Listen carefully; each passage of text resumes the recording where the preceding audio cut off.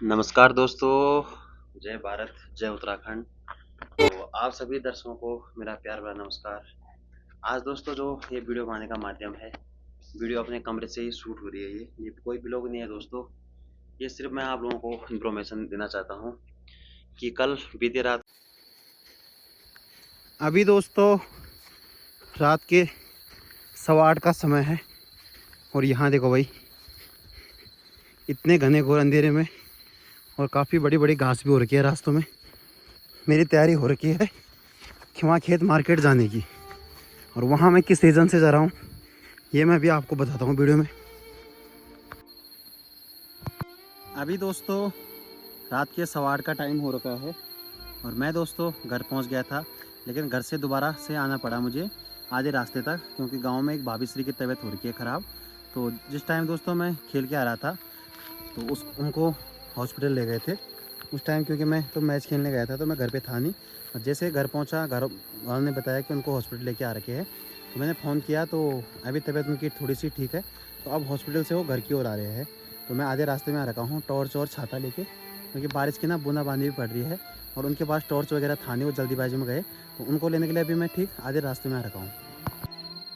चारों तरफ दोस्तों घना घोर अंधेरा हो रखा है, साथ में आज पूरा कोहरा भी लगा है और हल्की सी बारिश की बूंदाबांदी भी पड़ रही है भाई। अभी आज गांव में दोस्तों रोड होती ना तो ये सब नहीं देखना पड़ता।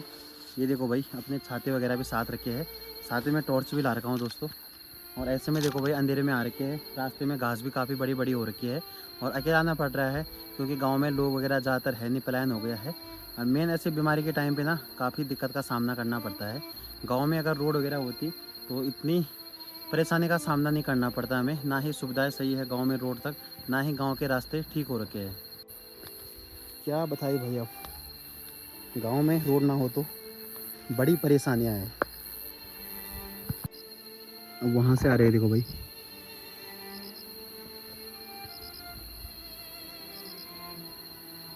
हम्म।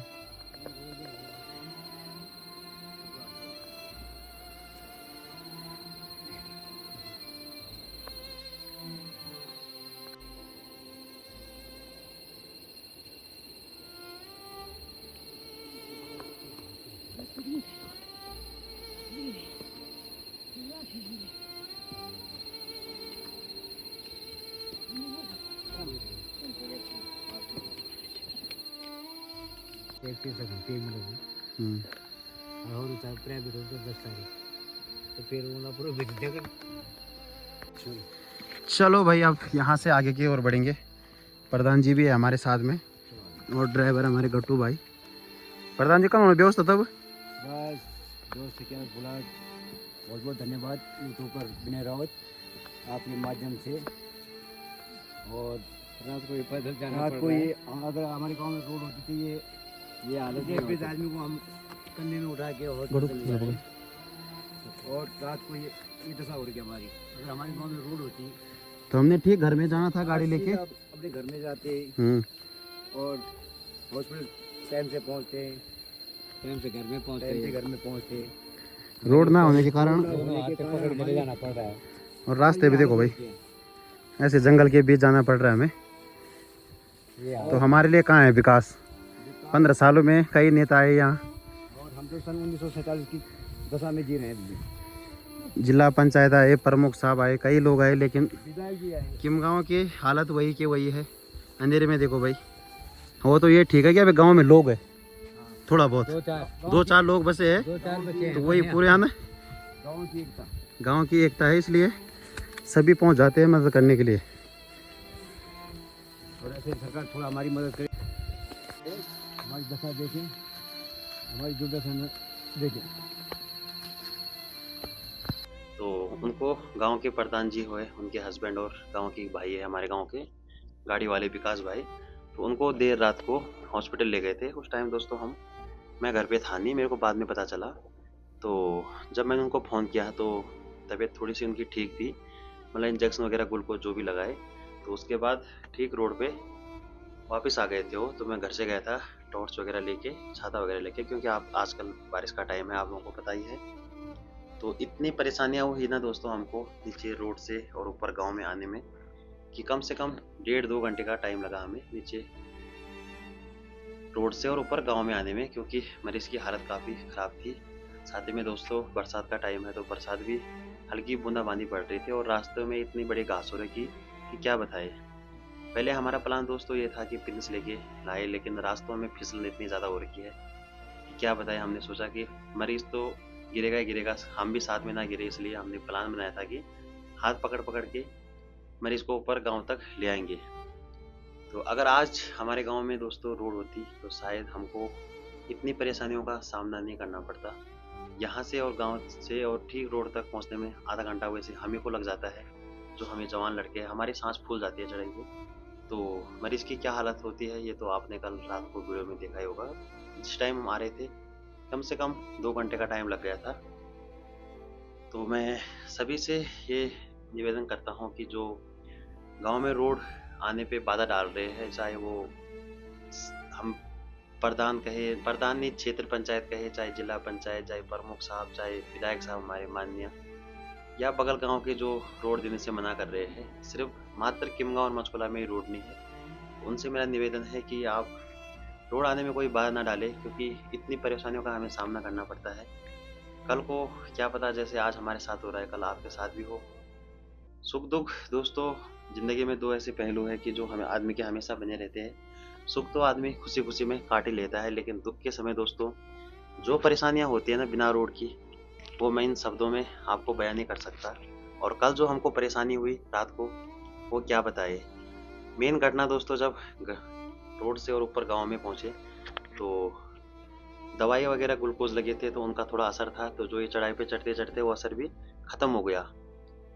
फिर उसके बाद घर में मरीज़ मतलब भाभी श्री ने बताया था कि तबीयत अब और ज़्यादा ख़राब हो रही थी। तो हमारे दोस्तों में सच में बताऊँ हिम्मत नहीं हुई कि हम यहाँ से दोबारा फिर रोड में जाए और वहाँ हॉस्पिटल तक पहुँचे। रोड की हालत भी ऐसी हो रखी है, सभी बोल रहे विकास हो रहा है, लेकिन कहीं विकास नहीं हो रहा है। और यहाँ से जो रोड की समस्या है दोस्तों ना, वो इतनी बड़ी समस्या है कि क्या बताए। हाल ही में कुछ टाइम पहले मचकुला में भी एक ताऊजी है, उनकी तबीयत भी थोड़ी सी, उनको भी सांस की बीमारी थी और चढ़ाई में चढ़ते चढ़ते इतनी सांस फूली कि उन्होंने आधे रास्ते में दम तोड़ दिया था। लगभग आधे 1 घंटे बाद ये खबर गांव में तब पता चली जब वो रास्ते में पड़े ही मिले और उनकी मृत्यु हो गई थी। तो ऐसी कई घटनाएं हो गई हैं। पिछले साल हमारे गांव में भी एक केस ऐसे हुआ था कि हम मरीज को गांव से और ऊपर नीचे रोड तक ले जा रहे थे, लेकिन रोड ना होने के कारण इतनी परेशानियां हुई कि मरीज ने रास्ते में दम तोड़ दिया था। तो कई बीमारियों का सामना करना पड़ता है। मरीज बीमारी से पहले जूझता है, फिर इसने रोड ना होने के कारण यहाँ से वहाँ पैदल जाने में और बीमार बन जाता है। तो रोड आने में बाधा ना डाले। चाहे आप वीडियो देख रहे हो दिल्ली से, कोई कहीं शहर से, तो आपके घर वाले या गांव वाले मना कर रहे हैं तो प्लीज़ उनको समझाइए कि जैसे जैसे हम ये परेशानियों का सामना करना पड़ रहा है, कल आपको ना करना पड़े, क्योंकि बद्दुआएं सबकी लगती है। अब रात को हम इतना ला रहे थे, सोचिए कि क्या बीत रही होगी हम पे। जब बारिश पड़ रही थी, मरीज पहले दम तोड़ दे रहा है कि मैं यहीं लेटा हूँ यहीं, हम फिर पकड़ पकड़ के बड़ा सहारा किया। पहले ही साथ में कोई था नहीं, गांव के 2-4 ही लोग बचे हैं, लेकिन फिर भी सबने मिलजुल कर साथ दिया, गांव की एकता दिखाई। तो सोचिए हम पे क्या बीतती होगी जब हमारे गांव में या हमारे भाई बहन या कोई माता पिता बीमार होते हैं तो हम क्या सोचते हैं। तो हमारी रोड आने में कोई बाधा ना डाले। और सरकार से भी निवेदन है, चाहे विधायक साहब है, चाहे प्रमुख साहब, चाहे जिला पंचायत, कि जल्द से जल्द आप भी हमारी रोड के लिए कुछ बजट लाए, प्रक्रिया को आगे बढ़ाए, ताकि हमें भी सुविधा मिल सके। इतने 20-25 सालों में अभी तक भी गांव में कोई सुविधा नहीं है, ना ही नेटवर्क की प्रॉब्लम। नेटवर्क भी है, नेटवर्क का इतना इशू है दोस्तों ना कि यहाँ से और ठीक छन्नियों की पल्लीदार तरफ जाना पड़ता है फ़ोन करने के लिए। अब मरीज़ को तो हम नीचे रोड तक ले जाते हैं, लेकिन जो उनके घर वाले होते हैं, लड़के होते हैं बाहर जो कि नौकरी पे रहते हैं, वो एक फ़ोन तक नहीं कर पाते हैं कि गाँव में अब तबीयत कैसी है, क्या हाल है। तो क्योंकि फ़ोन करने के लिए तो स्पेशल वहाँ पल्लीदार पे जाना पड़ता है। तो काफ़ी ब्लॉक के हम काफ़ी सामने है, मतलब मार्केट से मात्र गांव में 5 किलोमीटर की दूरी है हमारे गांव तक, लेकिन सुविधाएं कुछ भी नहीं है। चाहे मैं पानी की बात करूं, चाहे टावर की बात करूं, चाहे मैं रोड की बात करूं। फिलहाल दोस्तों गांव में 2-4 लोग ही हैं हम जो कि मरीज़ को यहाँ से रोड तक पहुँचा देते हैं। मैं हो गया, प्रधान जी हो गया, और 1-2 भाई जी ऊपर गाँव में है कि जो हम मरीज़ के साथ हमेशा खड़े रहते हैं। लेकिन क्या पता कल को हम भी शहरों की ओर चले जाए या कहीं चले जाए, तो उसके बाद दोस्तों सोचते हैं कि क्या होगा गाँव का। मुझे लगता है जिस हिसाब से ये परिस्थिति चल रही है तो मेरे इस घर पे ही दम तोड़ देगा, लेकिन रोड तक भी नहीं पहुंच पाएगा।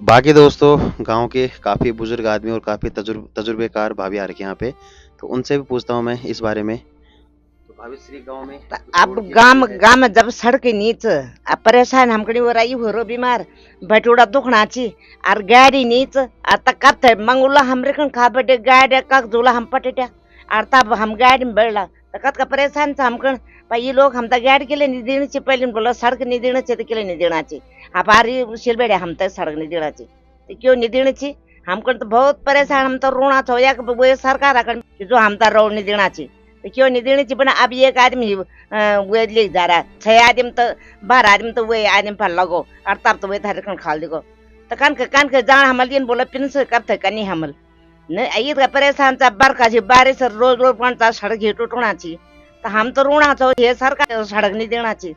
अब ये तो हम खटोल में बैठे और दुख ला रहा हम तो हमल करूँ क्या तो पहले बुला वो हमार तो कोई नहीं रहा ना वो सरकार से ना वो सिलबेड़े तो और हम तो ये परेशान पर हम तो बहुत परेशान हो रो ये खटोल में बैठा छो बैर बर का पोड़ाई रोना छो कन के जुबला कन के हिटला आ पिन से कब तक करला हम अतः हम तो रेखन खा ले जाला तो कब तक जान हम लोग रेखन खा आ कब तक आजाद नहीं मिलला लोग अपर गरम जांदी अपर ढेड़ पर जांदी तो को मिलना अपर भगत वार है ये था ही पिन सुंदर रेखन खा लेगी आधा रातम अच्छा तो गाड़ी होंदी सड़क होंदो तो या में बैठे तो बैठता तो पिन सुन के लिए धनी चावा तो कन रोना चो हमारा असगारल कहे था लगन पहले बोले ये गुजरत आदमी है को हम ना हम हिड़ सकता ना हम सुन सकता ना हम इसी डॉक्टर में जा सकता ना कुछ ना।